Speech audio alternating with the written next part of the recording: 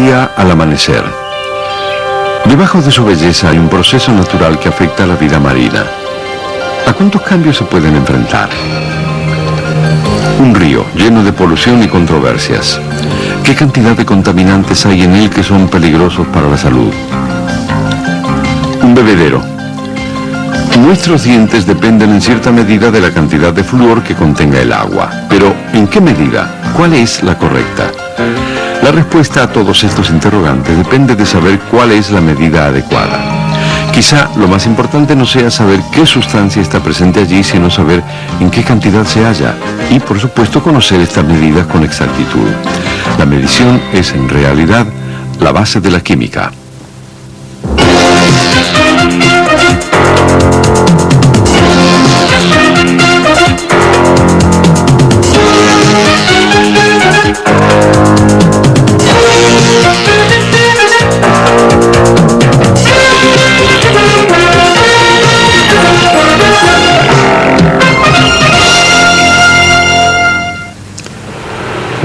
Bienvenidos a un laboratorio. Miren todo el material que hay alrededor. Cristalería, instrumentos, botellas con sustancias químicas. Un experimento va a comenzar, pero antes debemos medir. Para ayudarnos a medir, es decir, para ayudar a nuestros sentidos a hacerlo, hemos inventado una cantidad de instrumentos y mecanismos ideados especialmente a tal efecto. Aquí hay uno con el que estamos bastante familiarizados, un termómetro. Aquí vemos otros. Esta es una bureta, un ingenioso dispositivo que permite repartir cantidades importantes de un líquido. Esta es una moderna balanza analítica, pero saben, no hay nada nuevo en lo que a medición respecta. Hace poco tiempo concurrí a un museo y vi algunas tabletas de arcilla de hace 5.000 años. ¿Saben lo que hay registrado en ellas? La disputa entre pesos y medidas. ¿Por qué decimos que las medidas son tan importantes para nosotros? A través de nuestra historia y en particular porque las medidas exactas y precisas son la base de la química moderna.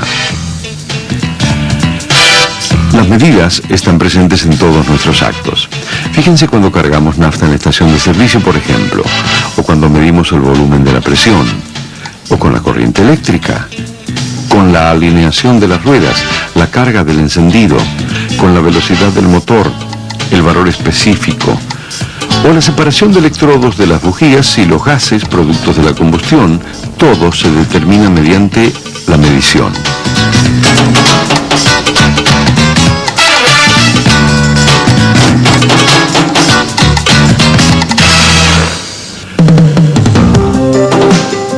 Trate de recordar una parte del día en que la medición no esté presente. La mayoría de las actividades científicas no podrían llevarse a cabo sin este proceso. Esta es la base de la ciencia y tecnología modernas. En medicina se ven día a día escenas como estas, dado que los investigadores miden los químicos en nuestros cuerpos. En las fábricas las medidas se tienen muy en cuenta para controlar la terminación que se dará a un determinado producto.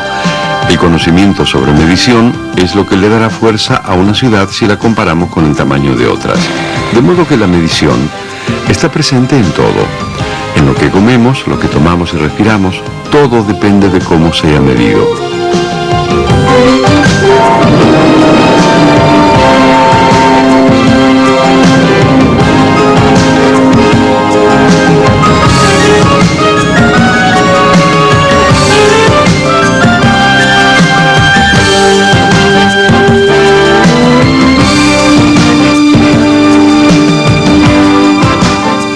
Día a día confiamos en estas medidas que en cierta forma rigen nuestras vidas, aunque no nos parezcan muy importantes en un primer momento. En cambio, para los científicos que están en un proceso de constante investigación, cuentan con ellas, ya que significan el valor real para llevar a cabo cualquier tipo de experiencia. ¿Cómo se llevan a cabo este tipo de experiencias? Bueno, tenemos a nuestro ayudante, Donald Showalter. En química siempre se miden las sustancias. La regla de oro es llegar al valor real más cercano de las cantidades que se miden. Por ejemplo, ¿cuál es el valor real de masa de esta tableta antiácida?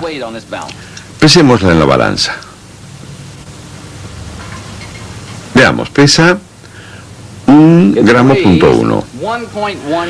Veamos ahora en esta segunda balanza que es algo más sensible. Esto significa que pesa hasta el primer lugar decimal, es decir, 1/10 de gramo. En cambio, esta otra pesa hasta milésimos de gramo, es decir, miligramos. En esta, el peso es de 1.137 gramos. Pero, ¿es este el verdadero valor de masa de esta tableta? Ahora, veamos en esta otra balanza, una balanza analítica moderna muy frecuentemente usada en química. Veamos lo que pesa aquí. Esta será una medición más sensible. Y aquí vamos a ver su valor real. Pesa 1 gramo 1362. Pero les hago esta pregunta. ¿Cómo sabemos que esta balanza nos está dando el peso exacto de esta tableta? No lo tenemos seguro a menos que llevemos a cabo este procedimiento. Este dispositivo se llama medidor común de masa y tiene una función muy importante: pesar exactamente 1 gramo. Esta balanza ha podido demostrarnos esto dado que funciona correctamente. ¿Ve? Aquí está. 1 gramo.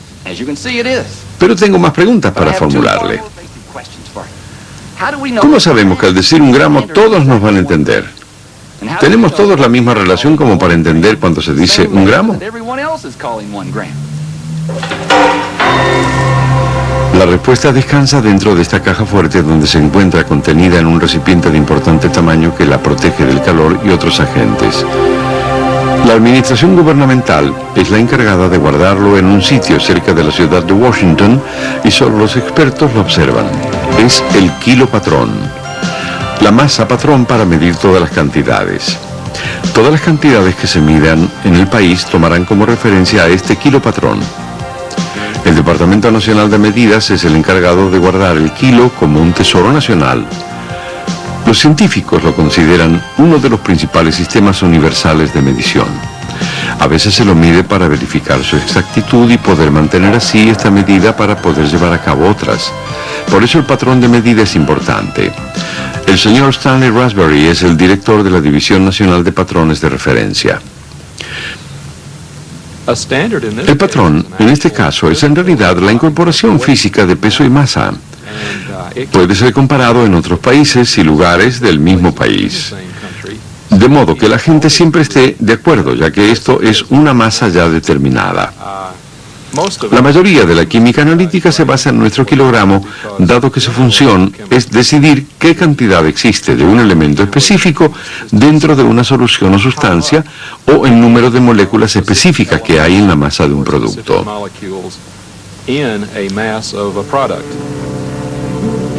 Pero mucho antes de que la química usara patrones de medición, existían el comercio y las comunicaciones internacionales. Y en los comienzos lo que se tomaba como patrón de medida no era muy práctico. Por ejemplo, la base para tomar una medida de longitud solía ser el pie del rey. Pero, por supuesto, el pie del rey de Alemania no medía lo mismo que el rey de Francia, Inglaterra o Italia, de modo que esto se convirtió en un gran problema para el comercio y las comunicaciones. Quizá lo importante no sea tomar al metro como patrón, sino encontrar medidas pequeñas, como esta lapicera, por ejemplo. A menos que todo el mundo esté de acuerdo en que esto es un metro, entonces no habrá patrón de medida que se adecue al mundo actual. Los científicos siempre usan patrones de medida para asegurarse que están trabajando y usando los dispositivos correctos. Siempre miden con un patrón las sustancias o lo que van a usar. Sin embargo, a veces cuando se necesitan formas de medición más sofisticadas, se precisan también patrones diferentes. Un 90% de los trabajos que se llevan a cabo en química analítica se hacen mediante instrumentos de elevada precisión. Este tipo de elementos requiere una clase de patrón de medida más exacto y a veces no alcanza a medir con una balanza, sino que se necesitan instrumentos más precisos. Esta dieta mixta es un ejemplo del patrón de cómo se miden los elementos para prepararla. Los científicos comienzan contando y midiendo lo que las estadísticas señalan como una dieta normal y completa en todo el país. Primero juntan los ingredientes, luego los mezclan y se los tritura. El resultado de esta mezcla luego se seca. La clave de la medición depende del instrumental con que cuentan los laboratorios. Ellos miden la cantidad y analizan la calidad de este polvo conocido como dieta seca congelada, que podrá usarse como patrón, por ejemplo, para la alimentación. Tomamos esta etiqueta donde indica la información nutricional que puede usarse como un útil ejemplo para la industria química y alimenticia. Estamos tratando de averiguar qué cantidad de selenio o aluminio pueden ser peligrosa o si son elementos esenciales. Tal vez puede ser realmente beneficioso si usted necesita una parte por billón de selenio, pero si lo que obtiene son 100 partes por billón, puede ser realmente dañino para su salud. Para hacer todos los estudios, se necesita llevar a cabo exhaustivos análisis de estos materiales, que permiten ver cómo se comporta el selenio, el arsénico, el cromo, níquel y cobre, al igual que otros elementos que están siempre presentes en la dieta diaria. Acabamos de ver la importancia que tienen los patrones en las medidas. Así, si no estamos de acuerdo, podemos constatar con la medida correcta. Esta es una bahía. Por supuesto, vemos el agua que hay en ella, pero creemos que está contaminada. Si esperamos que los peces floten muertos en su superficie, será tarde. Lo que debemos hacer es reconocer y aislar a los posibles agentes contaminantes que deben hallarse en mínimas cantidades disueltos en el agua. ¿Quién sabe cómo hará la química para medir tan pequeñas cantidades? Una bahía al amanecer. Su belleza es única. Es la bahía de Chesapeake. Tipifica la interacción humana con los océanos, arroyos y ríos. El agua de esta bahía es realmente muy importante para nuestro estudio debido a que posee una gran cantidad de elementos químicos y podemos estudiarlos, como así también los efectos que estos producen en plantas y animales que viven en ella. La bahía de Chesapeake es un estuario donde hay agua dulce y salada debido a que diariamente recibe agua dulce de arroyos y riachos que desembocan en el océano Atlántico. Hay lugares en donde se registra una mayor salinidad. La alarma también la han dado los pescadores debido a que algunos peces mueren por el exceso de sal en el agua. De modo que las agencias del gobierno están estudiando el grado de salinidad del agua. ¿Qué porcentaje de sal hay disuelta en ella o en cuántas partes por mil se encuentra? Esto se lleva a cabo tomando diferentes muestras de agua de la bahía en diferentes lugares y fechas. A partir de una muestra podemos calcular el total de sal y diferentes elementos que hay en ella. Una vez tomadas las muestras, restará determinar el nivel de salinidad, que será un trabajo para el laboratorio.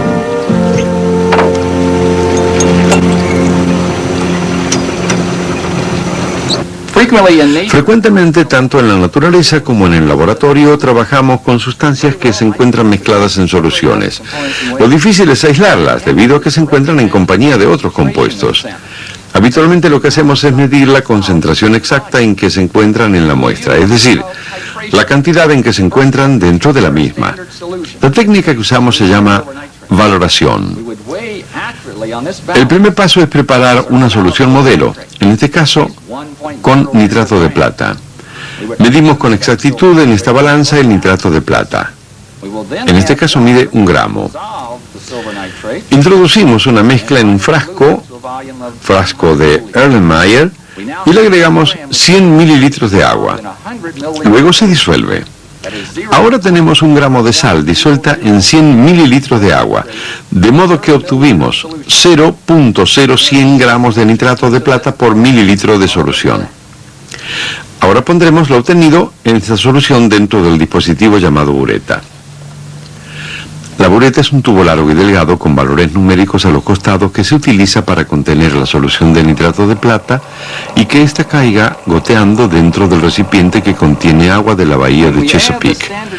Debe revolverse continuamente durante el proceso para asegurar una mezcla correcta del nitrato y el cloruro.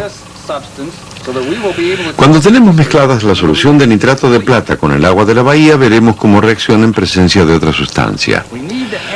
Agregamos esta otra sustancia y vemos cómo reacciona la mezcla cuando la reacción química se ha completado. Debemos agregar la solución patrón muy cuidadosamente, de modo de lograr una reacción eficaz. Mientras agregamos esta solución, vemos cómo el agua de la bahía va cambiando de color. convirtiéndose en un líquido lechoso, dado que la solución patrón de nitrato de plata con el cloruro están reaccionando juntas. El cloruro es el encargado de marcar el grado de salinidad del agua de la bahía. Ahora vamos a encontrar con exactitud qué cantidad de sal contiene la muestra. ¿Del color? Eso significa que el ácido clorhídrico ha reaccionado debido a la presencia del nitrato de plata de la solución. Usamos 22,5 mililitros de solución patrón por cada mililitro de esta. Tenemos 10 centésimos de gramo de nitrato de plata. Each milliliter contains 0.01 gram of silver nitrate. Esto significa que han reaccionado los otros 0.225 miligramos de nitrato de plata disueltos en una solución de 22 gramos y medio. Usando esta información podemos calcular las concentraciones exactas de cloruro presentes en la muestra. Hay un límite de medida que a veces entorpece la medición de cantidades pequeñas. ¿Qué efecto tiene la medición de elementos disueltos en el agua? En ella se encuentran sustancias presentes en cantidades mínimas y en algunos casos solo en algunas partes por millón. Tomemos al mercurio, por ejemplo. En los años 60 se hallaron rastros de mercurio en el río Wobegon, en Canadá. Los miembros de la población local sufrieron consecuencias de esa contaminación. La contaminación de mercurio puede causar daños neurológicos, algunos de ellos problemas neuromotores, debilidad muscular, estrabismo, visión borrosa y otras alteraciones cerebrales. Algunos de los habitantes del lugar murieron. Los investigadores también descubrieron que ciertas bacterias en el fondo de los ríos y lagos se descomponen junto con el mercurio y forman una sustancia aún más peligrosa llamada metilmercurio. La fuente principal de contaminación de las aguas canadienses son las plantas industriales que vierten más de 100 kilogramos de mercurio a diario. Como respuesta a esto, los entes oficiales de Canadá y Estados Unidos han comenzado a prohibir esta carga de mercurio en las plantas industriales. La Food and Drug Administration, ente regulador de alimentos y medicinas, permite ahora la presencia de media o una parte de mercurio por millón de partes de agua. Eso significa que solo medio miligramo de mercurio puede estar presente por kilo o litro de agua. La pequeña parte de concentración que hay en la solución a medir, en este caso mercurio, se medirá con este aparato llamado espectrofotómetro. Este aparato mide la cantidad de luz que la sustancia absorbe. El resultado se llama absorción. Veamos cómo funciona. ¿Recuerdan cuando medimos la tableta que usamos esta pesita como patrón para saber si la medida era correcta? Bueno, ahora haremos lo mismo para saber qué cantidad de mercurio tenemos según el espectrofotómetro. Esto es lo que se llama solución ciega, pues no contiene mercurio. Cuando la ponemos dentro del espectrofotómetro deberá medir absorción cero, y así es. El próximo paso involucra algo de lo que ya hablamos antes de la primera parte del programa, la solución patrón. Una solución de mercurio patrón. La pondremos dentro del espectrofotómetro y observaremos qué sucede. El resultado es el nivel de absorción. Para saber la cantidad de mercurio presente en la muestra, debemos eventualmente comparar la absorción del mercurio con el resto de los componentes de la solución patrón.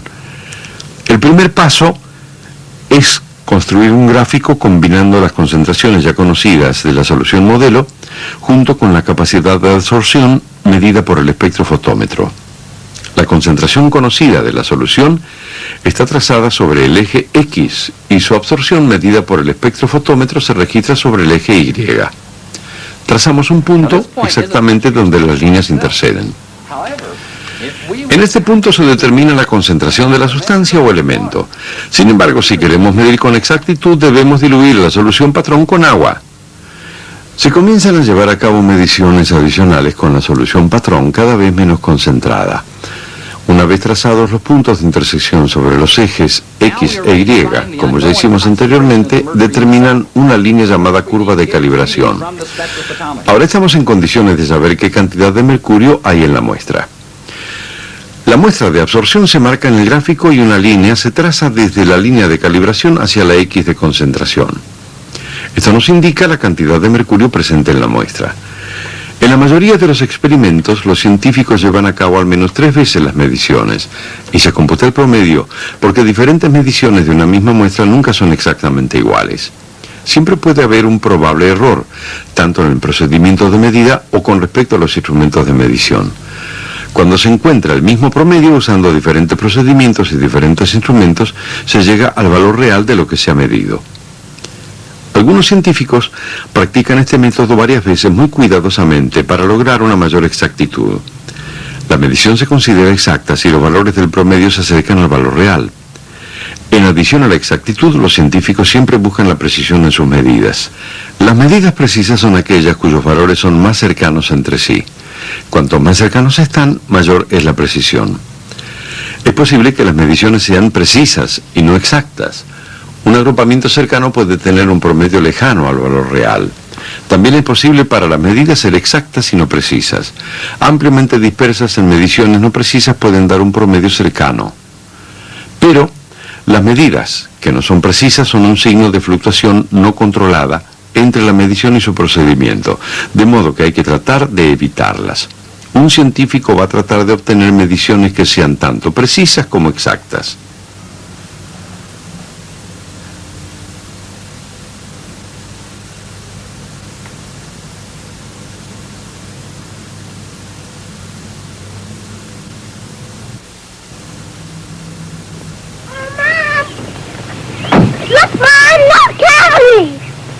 Do they really? Dennis says no new cavities. Golly, what a difference that Crest toothpaste is. Esta fue la primera propaganda sobre flúor.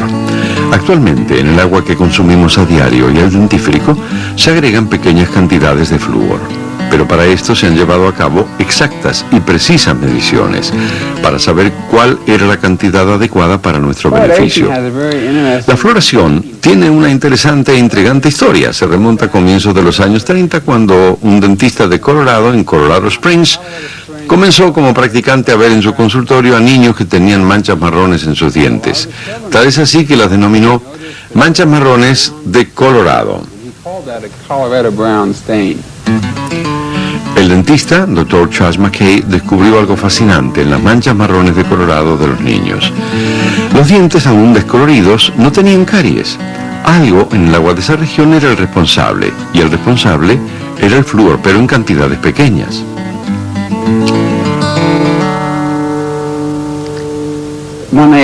Cuando por fin se determinó que el responsable era el flúor, los químicos no podían determinar qué cantidad era la adecuada a agregar.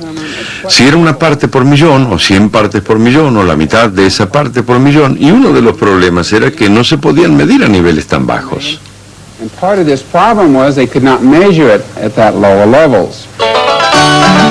Llevó años a los técnicos desarrollar una técnica para poder determinar con exactitud y precisión las pequeñas concentraciones de flúor. Luego, los investigadores creían haber descubierto la solución al problema de las caries. Por último, identificaron la cantidad necesaria, una parte de flúor por cada millón de partes de agua corriente. Aquí habíamos encontrado algo que en realidad era una solución natural y barata. Agregar flúor al agua corriente, que sabíamos reduciría el problema de las caries. Era algo muy comprensible. Hoy, el agregado de flúor al agua es un proceso que merece una exacta medición.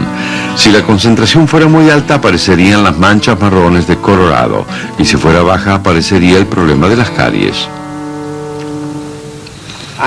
No puedo pensar en otra cosa que demuestre lo importante que es una medición, como en el caso de la medición del flúor, ya que es la clave para la solución del problema de las manchas que se presentaban en el año 30, también para tener la cantidad de flúor adecuada hoy en día.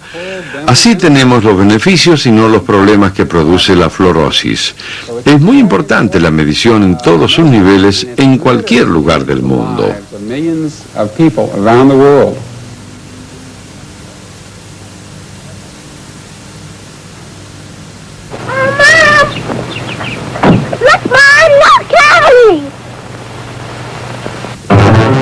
Los patrones de medida aseguran que en todo el mundo los valores de las cantidades sean los mismos. 1 kilogramo es lo mismo, no importa en qué lugar esté.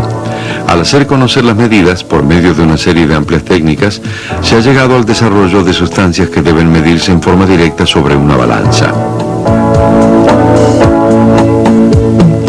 A veces una sustancia se encuentra diluida dentro de otra y debe ser medida indirectamente mediante el uso de técnicas como la valoración, como vimos anteriormente.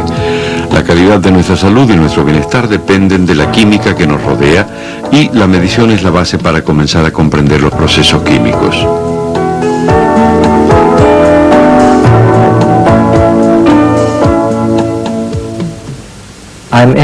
Estoy en un laboratorio de análisis. Alguien trajo aquí una muestra de solución de minerales de cobre para ser analizada. Cada frasco debe limpiarse perfectamente por la persona que haya usado el laboratorio. La química tiene dispositivos para que se puedan llevar a cabo diferentes procedimientos. El análisis comienza cuando se pesan cuidadosamente las cantidades de material, como por ejemplo el valor preciso del ácido perclórico. Saben, a veces pienso que todo esto es bastante parecido a un libro de recetas de cocina. Creo que ambos casos actúan de la misma manera. Es como una copia donde las recetas no se repiten. Así es la química analítica. A menos que la prescripción sobre el análisis sea repetible, quizá no aquí, sino en otra parte del mundo. En este programa hemos visto cómo la química determina mediante la medición el contenido de las sustancias.